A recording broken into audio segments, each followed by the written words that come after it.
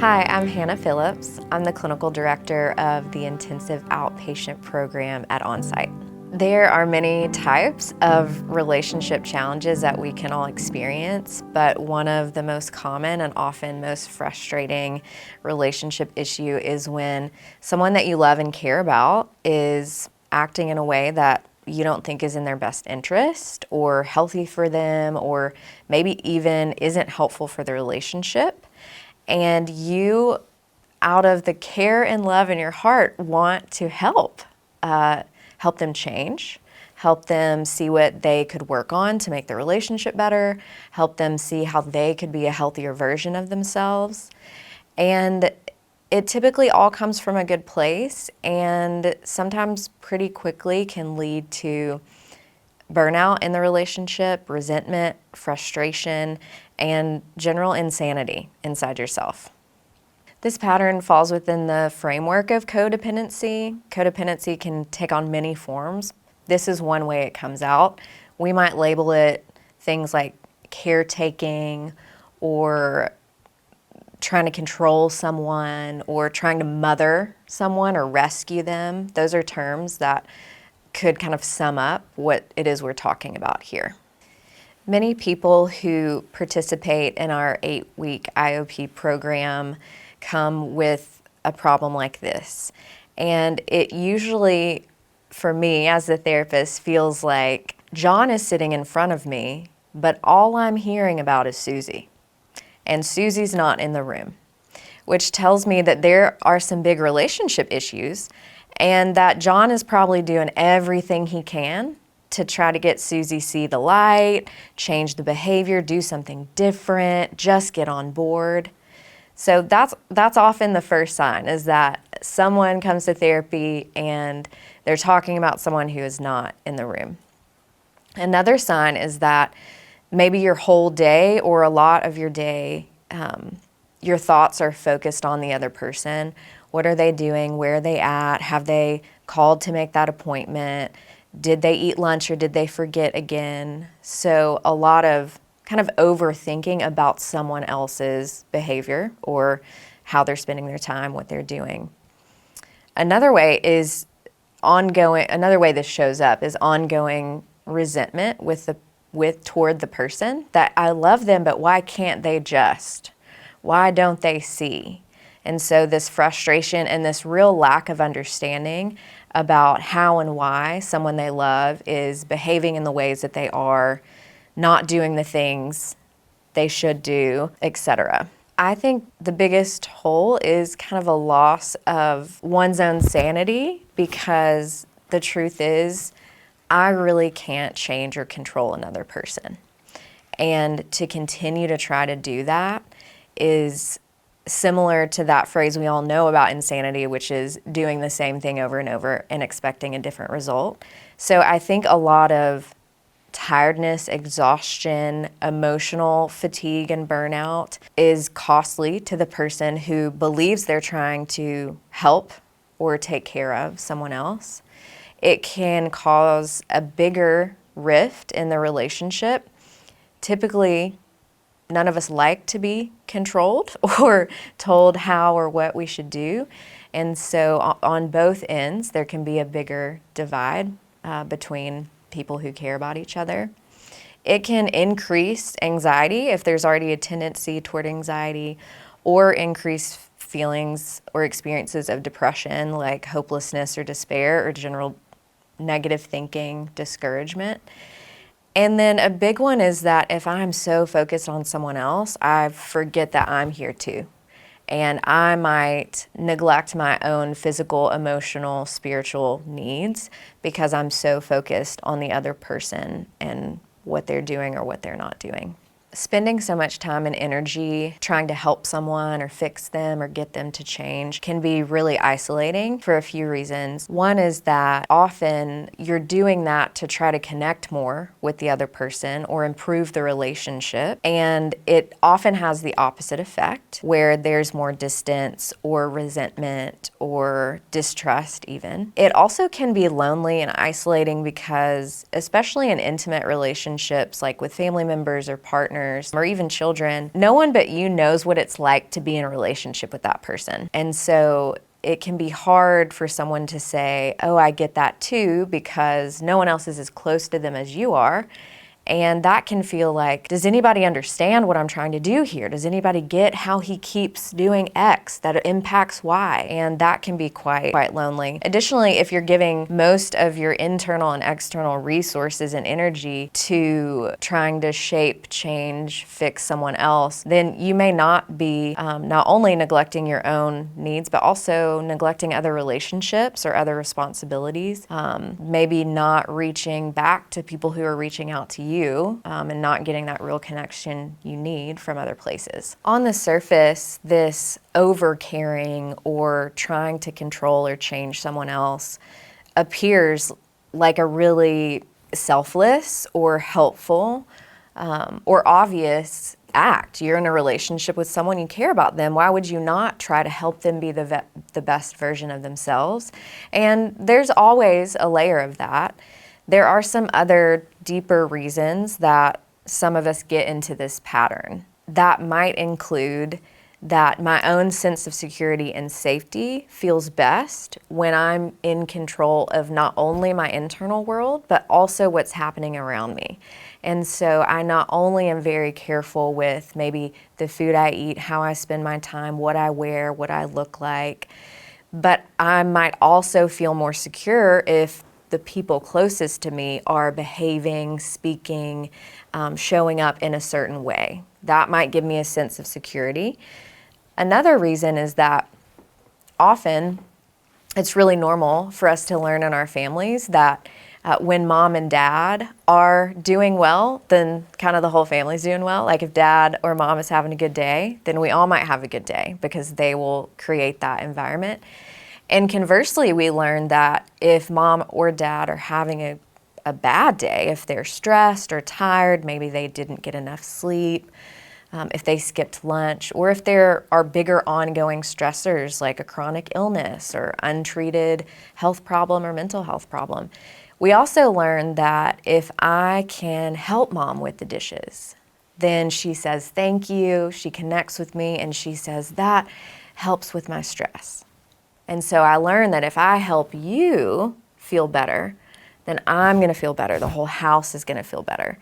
And I think that is a big hook for people into this dysfunctional pattern of overcaring or trying to fix someone else is that, but if you're okay, then I'm going to feel more okay because we're so close and we're sharing space. Another deeper reason is that sometimes, especially in partnerships or intimate relationships, you have a sense that the relationship is negatively impacted by this person's behavior. Maybe it's their health and how they're not tending to their health.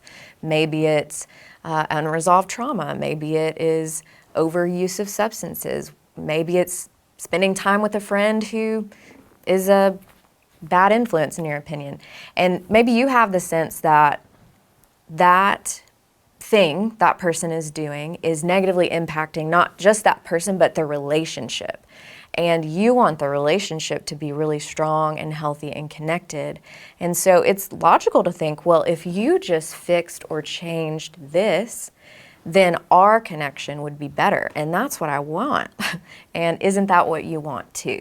So I think that is another hook into this pattern that can become really ineffective over time. I think for parents and children, this can be really challenging because often when parents land in that role of being responsible for this precious creature's life and well-being, sometimes the parent doesn't develop alongside the kid in what responsibility or choice making or capability looks like.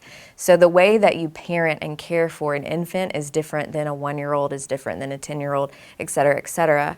But sometimes I think parents get stuck in the rigid role of I am 100% responsible for this human's well-being in every category.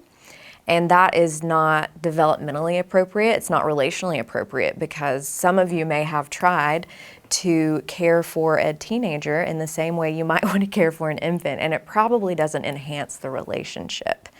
And so if we even fast forward that to adulthood, and I, as a parent, have an adult child, but I'm still relating to you as though you're 5 or 10 or 15, that creates a lot of friction in the relationship is one option, where the adult child is like, I'm a fully capable adult, please back off. Or it creates a dynamic where the kid never learns to be capable and empowered and self-confident because the parent has always overdone for them. And in both cases, it is not a healthy outcome for either the parent or the child. And the parental instinct to care for and protect and love, I don't think that goes away or diminishes as a kid ages. And so all the grace and compassion for parents who are like, I'm just doing my best and want the best for them, and didn't really know how to develop alongside their child and shift the way that they cared for. Common and not undoable, not you can do something different now. I think one setup for an adult child being in a more parental role toward a parent, it probably starts before the child is an adult, that maybe there is something significant going on in the home or with the parent that a kid had to step up and kind of grow up fast because one or both parents was compromised in some significant way. And that is really understandable and can be an adaptive response to stress. Let's say that mom broke her leg and she's on the couch and other parent works full time and doesn't get home till late. It might be appropriate for a 15-year-old to make dinner for mom and any siblings while the leg is broken. But if those adult responsibilities aren't taken back from the child when health is restored, and instead the pattern gets solidified where kid is in a more adult role all the time, then we have a dynamic setup where, a 30-year-old adult, it feels like they are parenting a 50, 60, 70-year-old parent. And the reality is that both people are fully capable adults. I think that can be quite painful on any side, because stepping out of that might look like letting the parent or the adult make the choices they want to make and then experience the effects of that choice. And typically when we're in loving relationships, we don't want the people we care about to get hurt or suffer pain, or we don't even want them to learn lessons the hard way because we don't want them to suffer. And so it can be quite painful to watch an adult have their own choices and control of their life, and then also kind of feel the natural effects of that. So why doesn't this work? Because if you're identifying with this pattern, you're probably overworking. You're working very hard and you've pulled out all your best strategies. And so why isn't it working to get the outcome that you want? One way to think about it is, if you've ever had a plant that you did all the right things with. You set it near the window, but you closed the shade at 4 p.m. so it wouldn't get harsh afternoon light. And you gave it the right amount of water, and you had drain holes, and maybe you gave it a plant friend so they could chat with each other. You did all the right things for this plant. You gave it exactly what it needed, and then it still turned yellow, or leaves fell off, or it didn't grow, maybe it didn't bloom like it was supposed to. That can be so frustrating because you've done exactly what you thought you were supposed to do. And what might be happening is that there's something inside the plant that prevents it from receiving the nutrients or doing what it needs to with the nutrients. It's frustrating in any case, whether you know what's going on or not. If I translate this to this pattern of behavior that we're talking about, there may be something inside the other person that is preventing them from receiving help, from receiving feedback, from seeing a potential positive change they could make. Those things might be that they don't see that there's a problem. From their perspective, there's no problem. There might be an unwillingness to change because change feels too hard or impossible. They may not believe they have it in them to change or shift. It might be that for them, considering the pain of giving something up, whether that is a job that's too stressful, a habit that's unhealthy, the pain of giving that up may be so great that it feels better to keep it. Maybe they have parts of themselves that are using these behaviors actually in a way that is protective or helps them feel safe inside. And the list could go on and on. Ultimately, each person does have their own choice and free will. And you've probably had experiences, even in yourself, that you may have received a suggestion about, hey, you could try this, or maybe someone pointed out a blind spot and said, like, I think that this is something you really need to look at. You know, it could improve your life if you worked on it. And you didn't feel ready to change. You couldn't see it that way. And so you didn't change. And then maybe 5 years later, you learned, actually, this job isn't for me and I need to make a change. And when you decided to, then it is meaningful. When you have been in a pattern of trying to fix, help, change someone for a long time, and you've become very focused on this other person, maybe to the neglect of yourself, it can get confusing to figure out, well, then what am I actually in charge of? What can I actually help? What can I actually take action over versus what I can't, because you've been spending so much energy trying to exert change and action outside of yourself. This can particularly be confusing for parents who, again, need to shift the way that they care and love as the kid grows. And maybe if you got behind in that, then it could be unclear. Well, am I responsible for their nutrition now, or they're 18, so should I let it go? That can be confusing.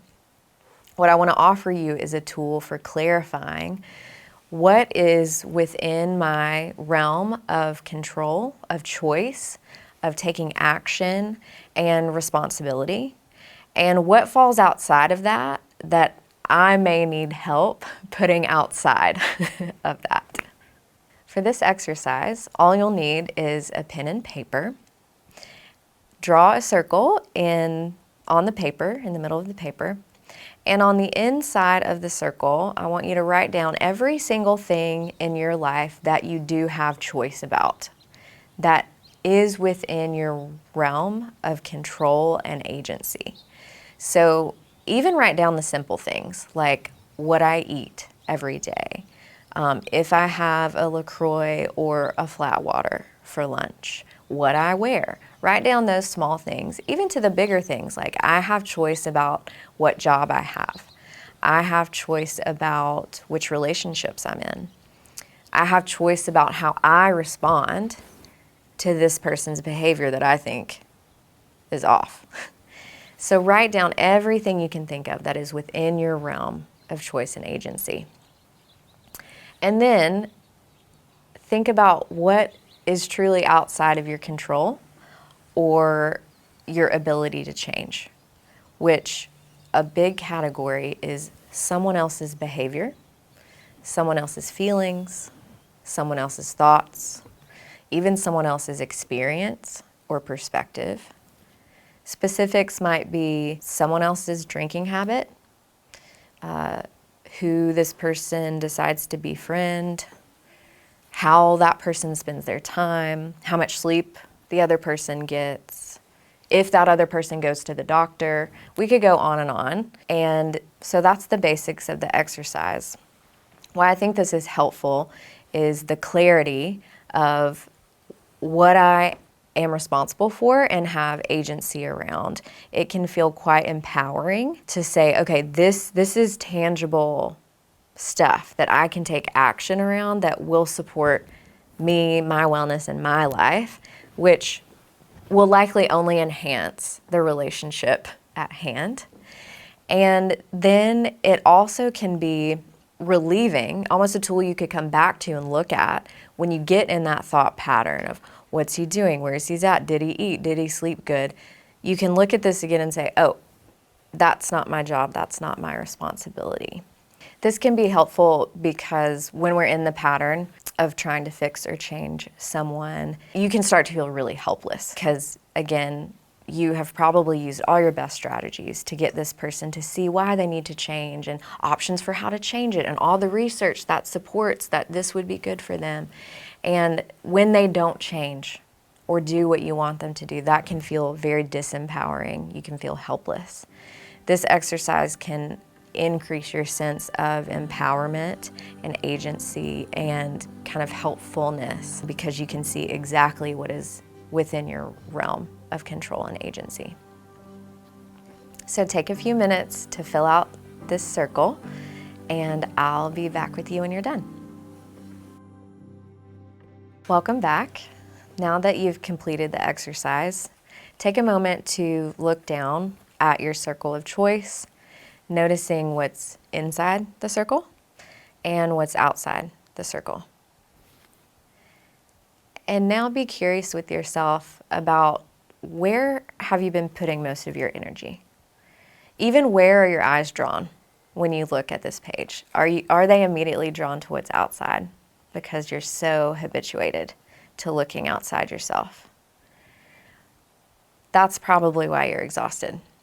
That's why you might not feel like yourself at all. That's why you might be quite resentful and frustrated.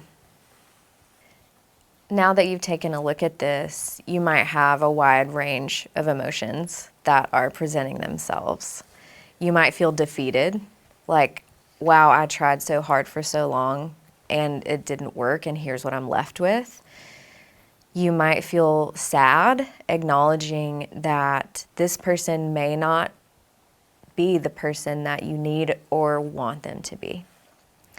You might grieve the loss of the dream you had for this particular relationship or person. You might feel frustrated that you don't have more control than you do. And all of these emotions would be normal. There is grief and a wide range of emotions with any change that we want to make in our lives because it means letting go of one thing, being empty-handed for a moment before we grab onto the next thing. And that can feel really uncomfortable and sad. We see you in those emotions and in that grief. And if grief is particularly heavy for you after this exercise, I would encourage you to honor it by staying with it instead of trying to act your way out of it. As someone who probably has overfunctioned in the caretaking or the rescuing, you may be inclined to do the new thing immediately. And that's understandable. But I would encourage you to be kind to yourself as you sit with these emotions. Acknowledge the loss or losses that might be coming to mind. Tell a friend what you've discovered or what you're feeling, and generally be kind to yourself as you transition into maybe a new way of being and doing relationships. If you connected with this workshop, know that you're not alone. In our intensive outpatient program, we work with a small group of people every week, probably just like you, who are facing not only relationship challenges, but also all sorts of other challenges. And we really believe in helping people see what they are in charge of and how we can empower them to create the lives that they want most. If you're interested in this 8-week experience, you can click the link below to get in touch with our admissions department. I'm Hannah Phillips, and this is why you can't fix them and what to do instead.